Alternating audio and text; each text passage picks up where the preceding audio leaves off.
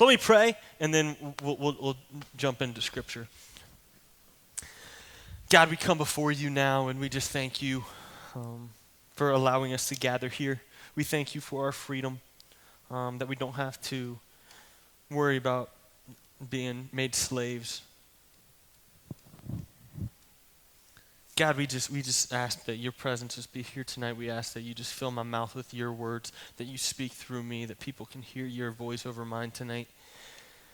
God, we just pray as we are just diving into your word that it would be real to us. It would be just authentic. That it would challenge each and every one of us tonight. God, help us just to take your word seriously and to just pull out truths and to be able to apply them to our lives. God, we love you so much and we worship you and we just thank you for the opportunity just to worship you. We love you so much. In your name, pray. Amen. So tonight we're going to be talking about faith. And if you've been here for any amount of time, you're probably like, man, Tyler, you talk about faith all the time. We're going to be looking at a little bit different aspect of faith. And we're going to dive in. But before we dive into Scripture, I want to give you guys a definition from the great site of Google, because that is all knowledge right there, right? Okay, tough crowd tonight. How many of you guys actually use Wikipedia for research papers? Okay, don't. It's a bad habit to get into. So, can't say that I never did it. But so anyways, I went to Google and I typed in, what is faith? Okay, and then you know how like the little box comes up with the definition of faith and the origin and how to pronunciate and everything. And this is the definition that it gave. And this is just a great definition. A complete trust and confidence in someone or something. A complete trust or confidence in someone or something. So this is not faith. Faith is not just saying, hey, I have faith in that, or hey, yeah, I trust that. So it's like this. If any of you have ever done some type of rock climbing or rappelling or something like that, you know you have a harness and a rope and some, like a belay team or an ATC to belay yourself and some carabiners and all this stuff. It's great. It's a lot of fun. If you haven't never done it, you should try it. So what happens is you put the harness on and everything, and it's supposed to be safe. It's supposed to be secure. You say you trust it. Yeah, I trust it.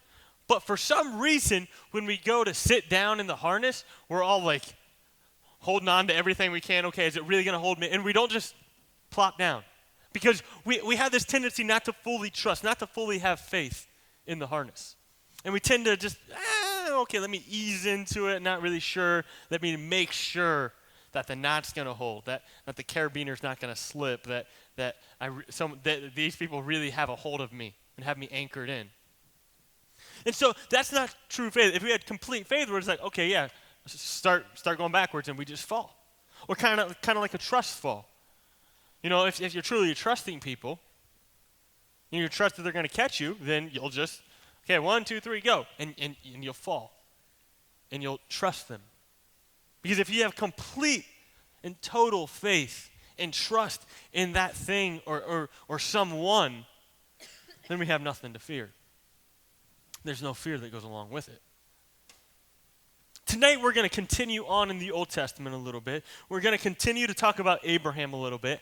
Last week we talked about Abraham and a promise and a covenant that God made with Abraham. If you weren't here last week, you missed it because I had a saw and I had some nice Valentine's Day animals. Okay, that's creepy. And so I was up here last week and I actually sawed these things in half and split it, and you'll have to read the story. It was pretty cool what happened. And God made a promise with Abraham that he was going to, say, hey, I'm going to make a great nation out of you. I'm going to do something great. I am going to initiate this promise with one man, and I am going to fulfill it through one man. And this is how it's going to happen. And so part of the promise was that he was going to make Abraham into a great nation. Now, Abraham, he was an old man. He didn't have a son. Okay? Abraham was about 100 years old. His wife was about 90. No kid. Now, we see that in Scripture, they have a son, and they name him Isaac, okay? Now, Isaac means he laughs because, or laughter, because when God told him that we're going to have a son, both Abraham and Sarah, they both laughed, okay? And I just want to just give this picture because it's kind of comical. Because if people say God didn't have a sense of humor, I don't know, this is one way. I want you to picture your great-grandmother. Some of you don't even know your great-grandma. Maybe it's your grandma. This 90-year-old woman giving birth. If you have a kid with like when you're in your 40s, they're like saying, "Hey, this is high risk," but God's like, "Nope, we're gonna do one better. We're gonna double that age and then add some." And you have this 90-year-old woman giving birth, and all of a sudden you have brand new parents at the ripe old age of 90 and 100. So that's just great. Just imagine, oh, is that your grandson? No, this is my son. Oh, okay. Did you adopt him? Nope. All right. And so his name was Laughter. So they named him Isaac, which means laugh. God has a sense of humor. And so then God goes and he tells Abraham in Genesis that, hey, Isaac, I will fulfill my promise through Isaac. I will make Isaac into a great nation. And so God gives it by name and tells him. Now, in Genesis chapter 22, we see a story where Abraham goes, and I'm just going to summarize this story because I'm not going to take the time to read it. But this is kind of what happens. All of a sudden, Abraham hears Abraham. That's my God voice. It's not very good. And he goes and says, "Oh, here I am." Cool. I like it when God talks to me. It's really cool. Like he's a pretty cool guy. I want to talk to God. So then God tells Abraham, "I want you to sacrifice your son." What? You want me to sacrifice my son Isaac, my only son, the son that you promised to make a great nation out of. You want me to sacrifice him, to kill him. Okay, so you can imagine what's running through Abraham's head. But this is what Abraham does. It says the next day Abraham went out, he got the wood, he grabbed two of his servants, and then he took his son, and they started on this 3-day journey. Who knows if Abraham even had a conversation with his wife Sarah? Scripture doesn't tell us that. And for 3 days, they're traveling to the land of Moriah. And when they get there, Isaac's kind of like, "Hey, Dad, where's the sacrifice at?" He says, "God will provide." So Isaac has no idea this is coming. This is just coming out of right field, and he's like, "Okay, sure, whatever." And so then they get to the place where they're supposed to go, and Abraham looks at the two guys and says, "Okay, hey, I want you guys to stay here. Me and the boy, we're going to go worship God, and then we will come back to you." Depending on your translation, some say, because I was looking into this, some say, "Hey, we're going to come back to you. Me and the boy will come back to you." Or it says, and then we're going to go worship, then come back. So if you diagram the subject of the sentence, means the two of them are going to come back. Abraham knows, I'm getting ready to go sacrifice this child. So they go, and I'm sure Isaac's walking with his dad like, "Dad, what's going on right now? What's going through your head?" And then he goes and he prepares this altar. And he's building it up, has his wood piled up and everything. We don't exactly know what altars look like pre Leviticus times and everything in Mosaic law. But we know he built this altar, then he took his son, and he tied up his son. And I'm sure at this point Isaac's like, Dad, I won't leave. Like, I'll watch you make the sacrifice. And he goes and he lays his son down on the altar. And I can imagine Abraham with just tears running down his face. Just like, okay, God, I trust you. You're in control. And he takes his big old buck knife. Says, okay, like, son, I love you, but God told me to do this. And as he's getting ready to go, God's like, all right, hey, angel, you go stop him. So all of a sudden, an angel from heaven says, yo, Abraham, yo, whoa, whoa, whoa. And Abraham had the same response of, here I am. And Abraham, and the angel said, hold off. There's a ram behind you. There's your sacrifice. And you can imagine the joy that came over Abraham with just being able to take his son off the altar, be able to untie him, be able to go get the ram, and be like, let me do this before God changes his mind again, like real quick.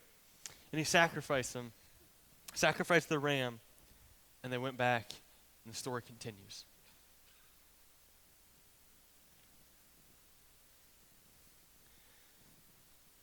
Now the interesting thing is God said a chapter or two earlier, through Isaac, I will fulfill the promise. Through Isaac, I will make him into a great nation.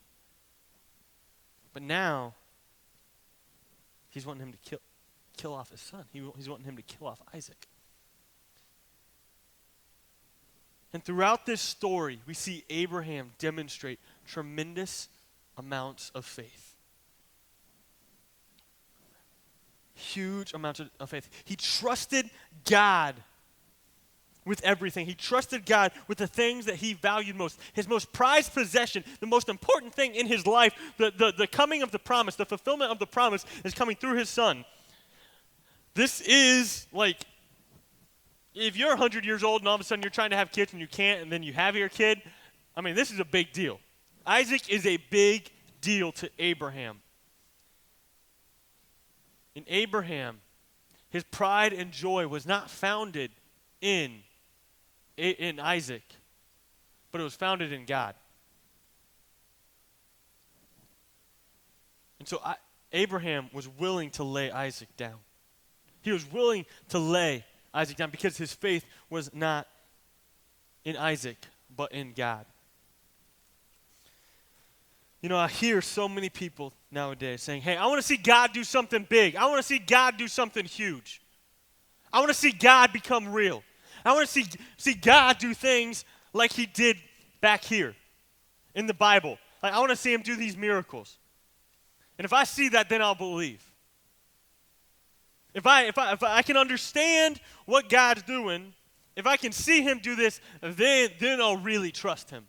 Then I'll really put my faith in him. And I hear the questions of, you know, does God really do anything anymore? Does God move anymore?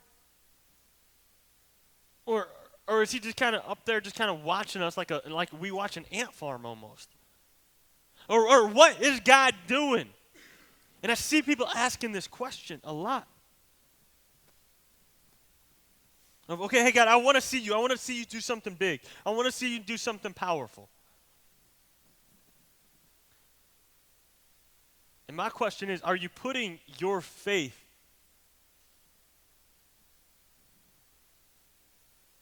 in God so that you can actually see it? Is your faith placed in God to where you can actually see what is happening, to where you can say, hey, God, I will trust you. If we want to see God move in a powerful way, we have to put our trust and our faith in him. If Abraham would have not trusted God, he would have not been able to see God provide.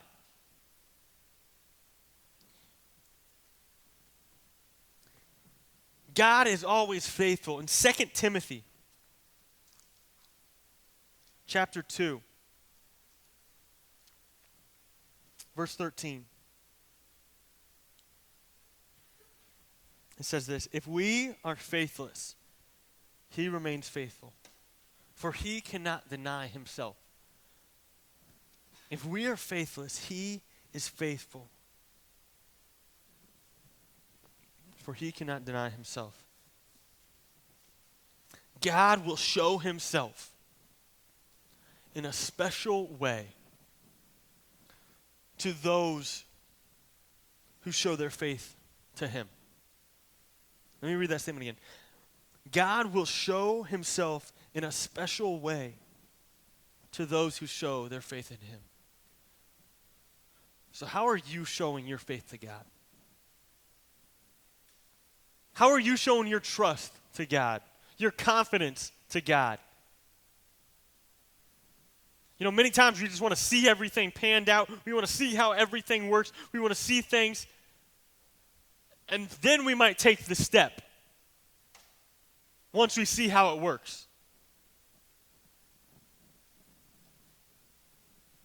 You know, well, Tom, man, it was easy for Abraham. It was easy for Abraham to see because Abraham heard God. It was easy for Abraham to obey. Well, let me remind you of a story of a couple chapters earlier. You see, Abraham was traveling along with his wife Sarah. And he knew Sarah was a beautiful woman.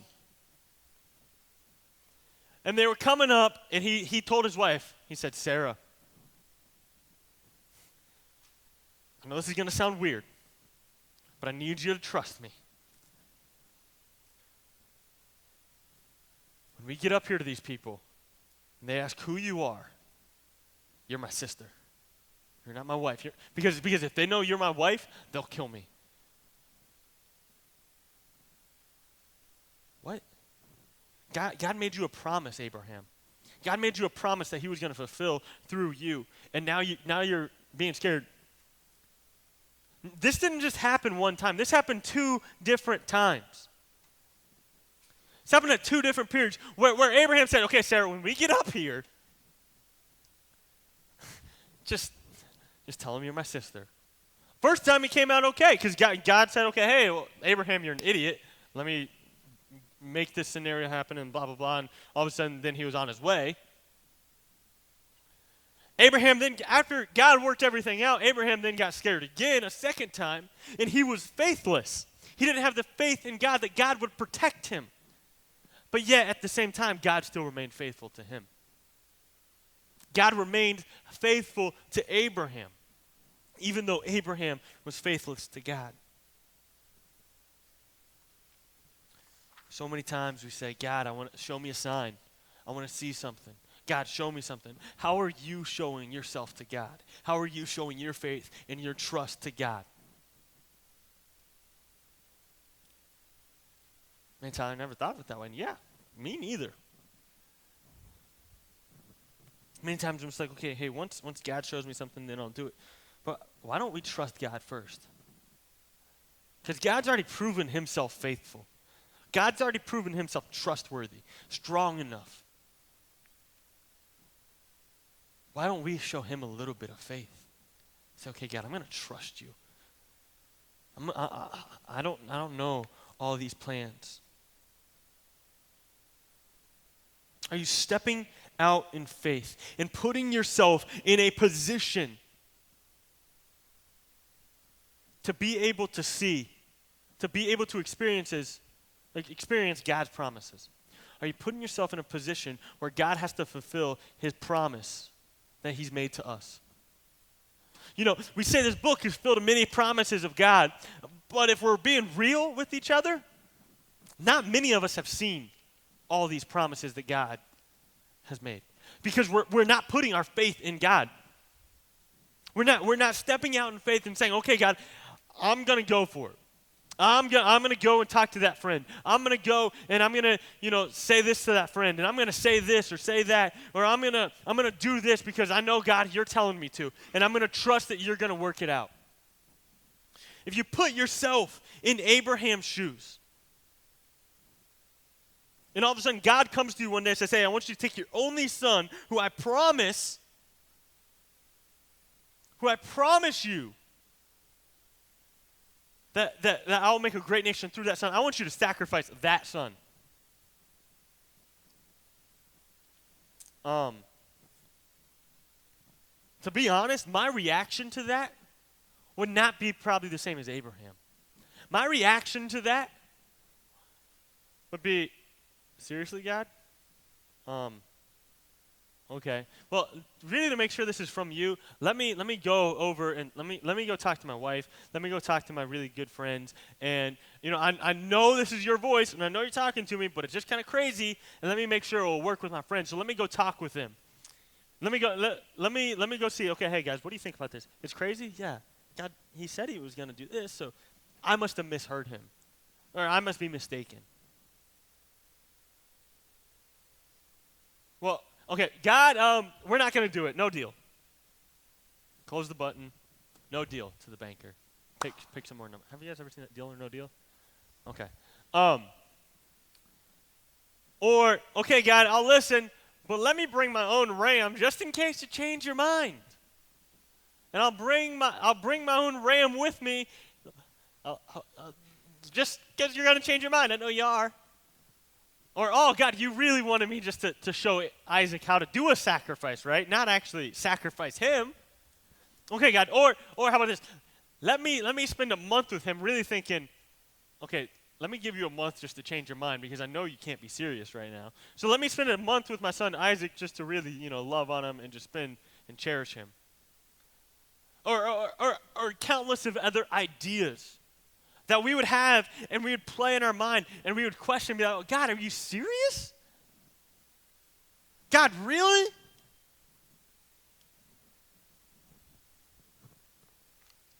There's many promises and there's things that God tells us in this book.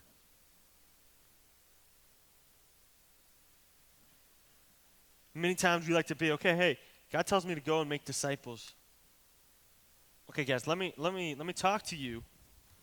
Do you think this is going to work? It's probably not going to work. Okay.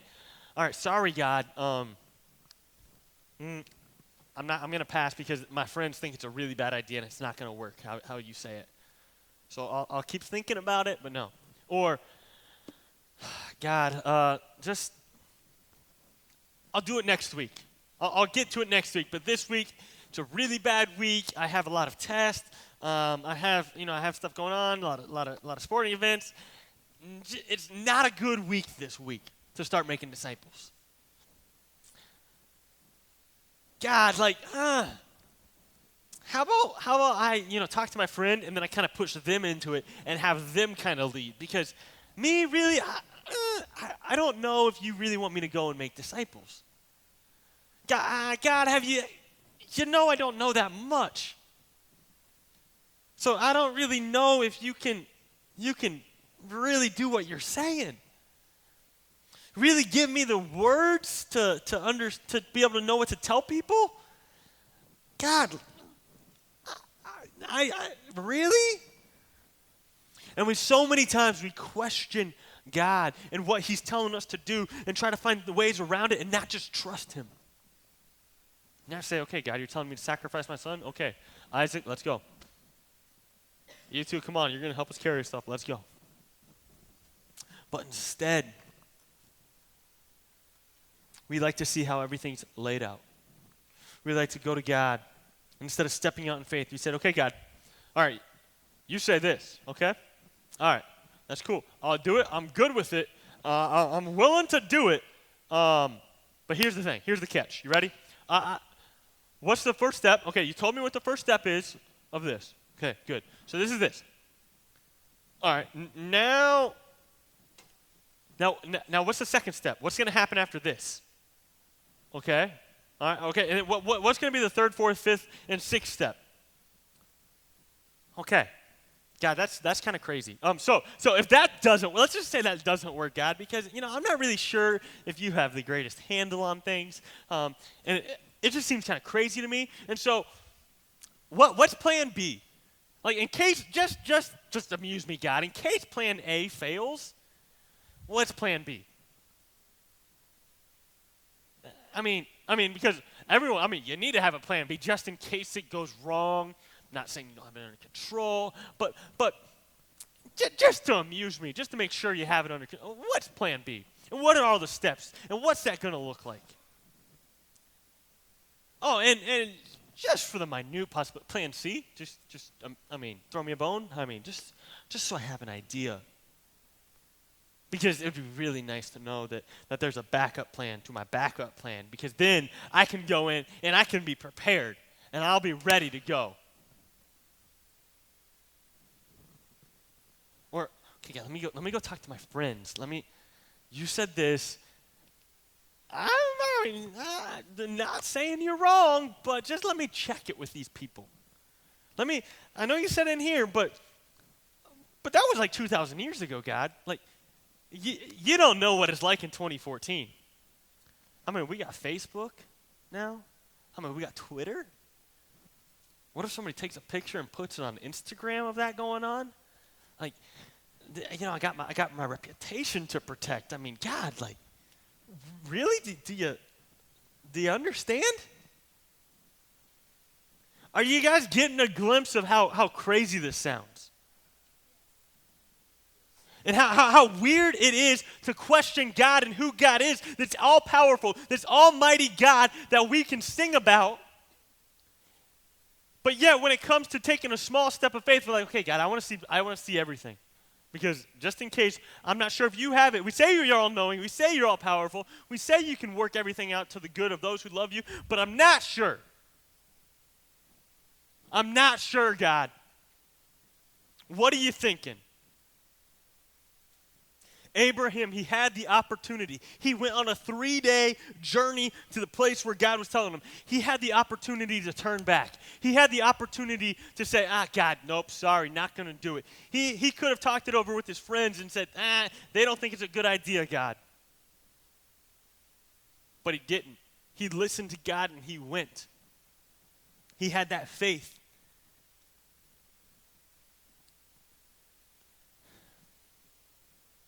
In Hebrews, I want to go to Hebrews here.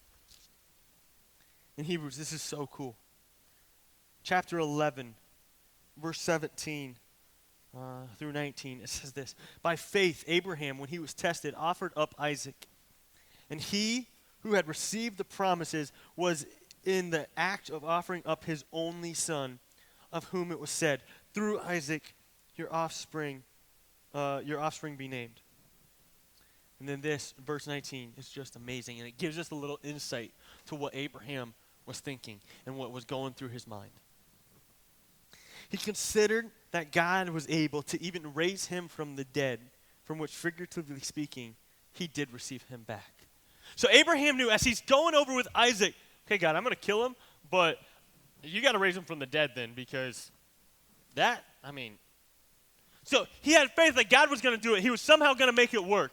He wasn't just going to leave him lay there and be dead and never to hear from again, because God, you promised this. Now, if Abraham would have said, God, no, I'm not going to do it, would God have remained faithful?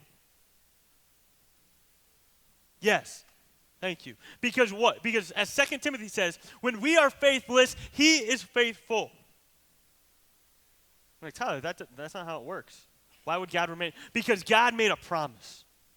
And if God tells us something, even if we are unfaithful at times, he will continue to be faithful to us.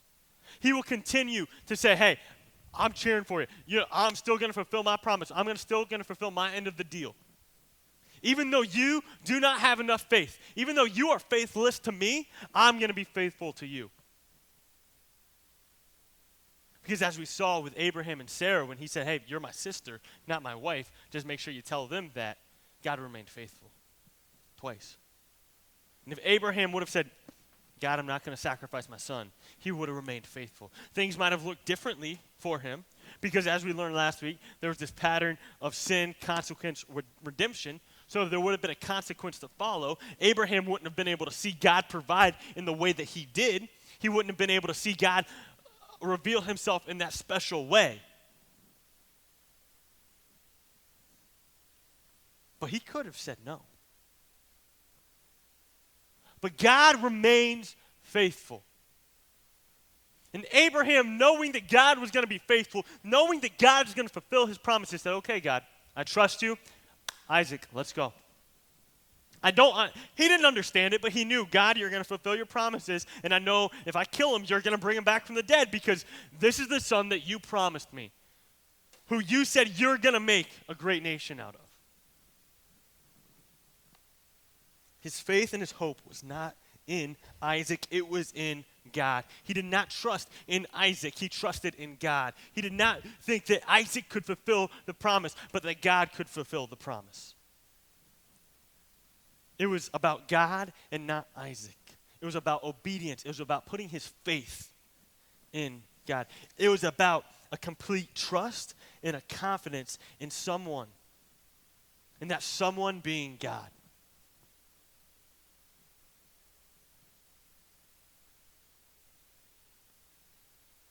He knew God was in control. He had heard from God and listened. So how are you putting your faith in God? How are you showing your faith and your trust to God? Are you stepping out in faith and saying, okay, God, you're telling me to do this, I'm going to go do it. Your word will not return void. How are you putting your faith and your trust in God? I got a video that I want you guys to watch. Jesus, I just don't trust you. You don't trust me? No, I mean, I want to trust you. I just don't. I have an exercise that I think will really help you. Oh, okay. Stand here and face this direction. Mm-hmm. Now, do you trust me? No, I just said I don't trust you. All right, well, this is all part of the exercise. Oh, all right? right, okay. Whenever I ask you if you trust me, you say, yes, Jesus, I trust you. Even though I don't. It's practice. Okay. So, do you trust me? Yes, Jesus, I trust you. Now, fall back. Are you going to catch me? Don't worry about that part. Okay, that's the part I'm worried about. You can do this, okay? Just trust me. Trust you. Fall back. Okay, well, Jesus, I trust Good. you. Yes, I do trust you. I'm going to fall Okay. back. Woo! Oh, okay. That's great. Let's try this again. Just face this direction and keep your feet planted, all right? Do you trust me? Yes, Jesus, I trust you. Now, fall back. Okay, I'm going to do it. All right. I'm really going to do it. Okay. Good. Whoa, Jesus, you really caught me! I didn't think you were going to catch me, but you did! Oh, that was great! That was great! You're ready for level 2. Level 2, here Yes. I come, baby! Whoa. Woo! Whoa! Okay, hold it. Oh, you know what? You're too close. You need to move back. Right. Okay. This one's a little bit different, Laura. Oh, okay. Stand here, Uh-huh. but face me. Woo! Forward fall. I Okay. can do that. Wait. Whoa. Okay, wait for my signal. Oh, right, the Jesus signal. Yes, the Jesus signal. Do you trust me? Yes, Jesus, I trust you so much. Good. Fall back. That's awesome. It is awesome, especially when you do it. Seriously? Of course. Okay, Jesus, I don't know if you noticed this, but there is nobody over there. I know it looks that way to you. It looks that way. It is that way. You can do this, Laura. Just trust me and fall back. Jesus, I can't do that. We can do it together. I can't. You can. I won't.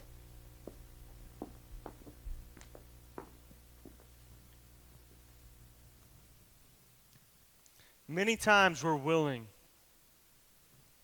to trust Jesus when we can see. Okay, God, Jesus, I see you there. I see that it's worked before. I see how it's happened. I'm willing to do it. And then we're eager and we're so excited. And it's awesome.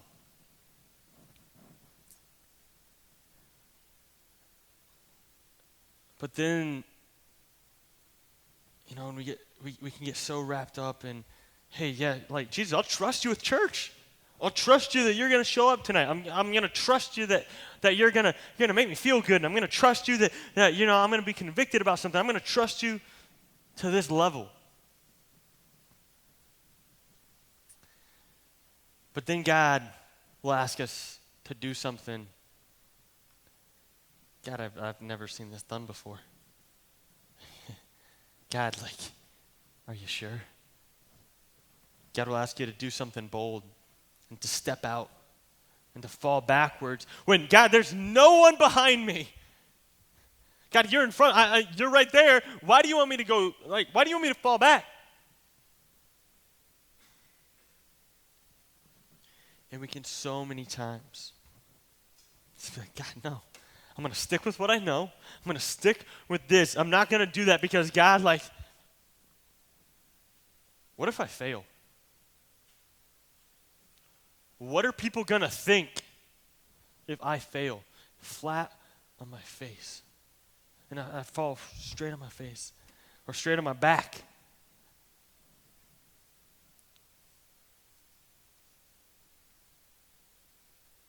What are people going to think? What are people going to say? How are people going to react? God, I don't know. I don't know, God. I don't know if I can trust you that much. But as I said before, God will show himself in a special way to those who show their faith to him.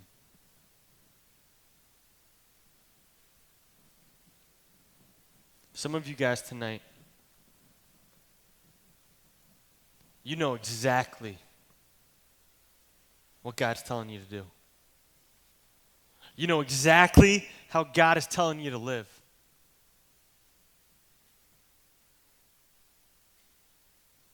You know exactly what God is telling you to change. You know exactly the person that you have to go talk to tomorrow at school. You know how you need to make something right that's been wrong. You know how you need to change your lifestyle. You know how something needs to change. You know that, okay, hey, maybe I need to give you this and just depart from this certain thing. You know that, God, I know I need to read my Bible, but it's just boring. You know something. You know that God is putting something on your heart to do. Something on your heart to say to someone.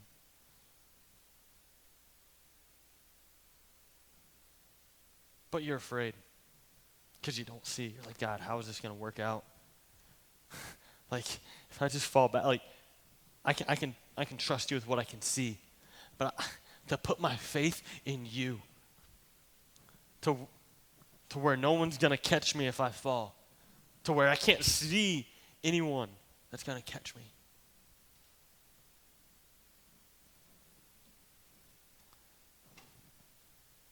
Some of you guys are probably just be like, no, don't think about that one thing. If I think about that one thing, then it's not going to work out. So just don't think about that one thing. And if I don't think about this one thing, then I'll be okay, and I won't have to do anything about it. And if I don't think about this one thing, so I'm just going to keep my mind occupied on thinking about something else, because then I want to think about this one thing. And then if I don't think about this one thing, then I want to do this, and then I don't have to do that, and then I want to be worried about that. Then I can say, hi, God didn't bring anything to my heart because I'm really not thinking about this one thing, but I really have it in my mind, but I'm not going to think about it because I don't want to do this.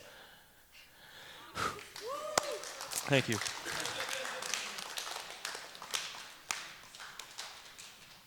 Because some of you guys don't want to think about it. Some of you guys are so content. And I can be this way in my life. We're so set in our ways and hey, everything is going good. Nothing, box isn't shaking at all. Nothing. And if I don't change anything, life will be good. But if I change something, we don't know what's going to happen. Something might change. What are people going to think of me? Some of you might be like, man, I just need to put my faith in God, period. I've never taken that step. I've never taken that step of obedience and trust. I've never even fallen back when I can see him there. Maybe for some of you, you're like, I don't even know if God's there. I don't even know if Jesus will catch me, and apparently he's supposed to be behind me, but I don't even know if he'll catch me. Let me challenge you with something. Fall, and I guarantee that he will catch you.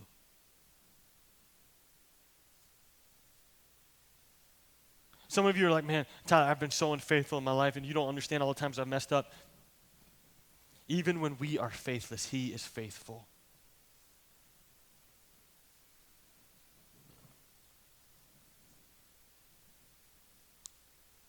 So for some of you, you need to make a phone call tonight. Some of you need to write yourself a note on your hand. And tomorrow at school when you see that person, you need to say, hey, how you doing? Because you know nobody likes them and you know nobody's friends with them. Some of you need to step up and say something. And just say, hey guys, we're not going there.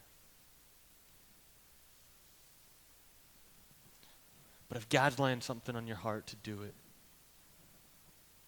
just do it. Wear all your Nike clothes tomorrow and just do it. Okay? If that will help you, just do it. Because so many times, we can wait and we can just talk ourselves out of it or let someone else talk us out of doing it because it would be weird, it would be awkward, and I don't like it.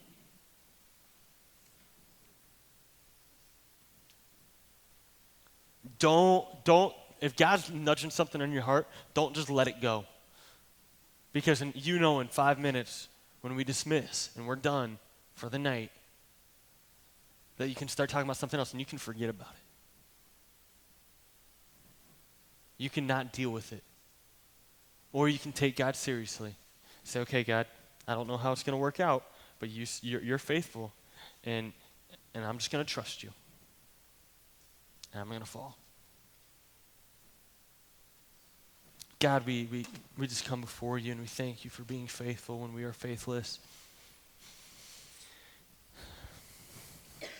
God, I pray that for these students tonight, for these leaders tonight, for myself tonight, that if you're laying anything on our hearts that we need to do, that we need to go to, we need to say something, that you would just give them the courage and the faith in you to do it.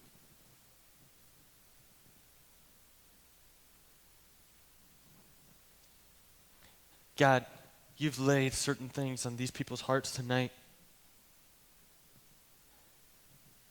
Help them to do it. Help them not just to easily forget about it, but just to go and to do.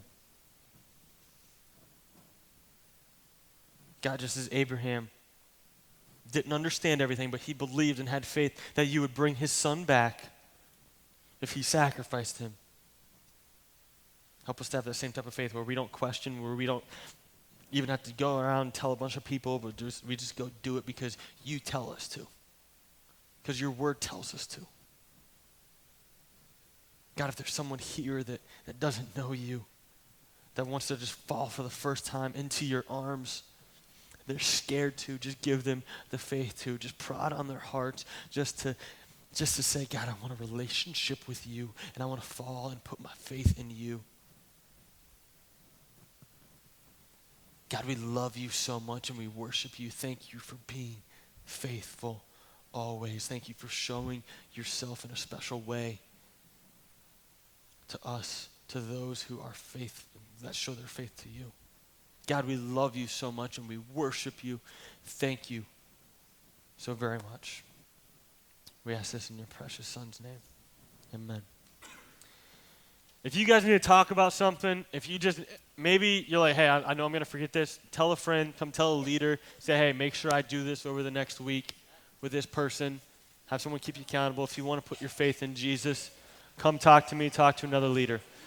Have a great week, guys. We love you, and go serve Jesus.